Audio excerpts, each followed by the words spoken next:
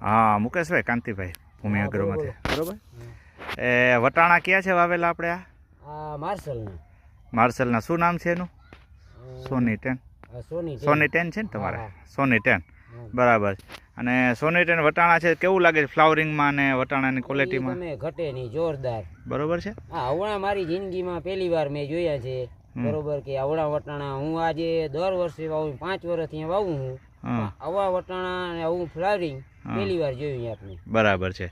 અને શું પાયાથી તમને વધારે રિઝલ્ટ મળે છે એમાં? આ જો આ સિલાઈટ હોય ને એનાથી રિઝલ્ટ ઘટે નહીં. બરાબર છે.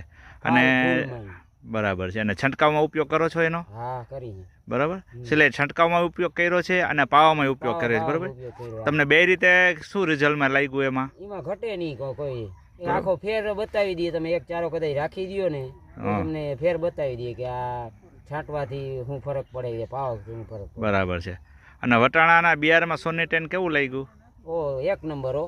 GS 10 વાવતો પણ આ વખત કાંતિભાઈએ કીધું કે આ તું આ વાવ માર્શલના, એટલે એમાં ઘટે નહીં એમ. પહેલી વખત થયા એમ. બરાબર છે. અને સિલાઈટનું રિઝલ્ટ તમને સરસ લાગ્યું? હા, સરસ સરસ. બરાબર.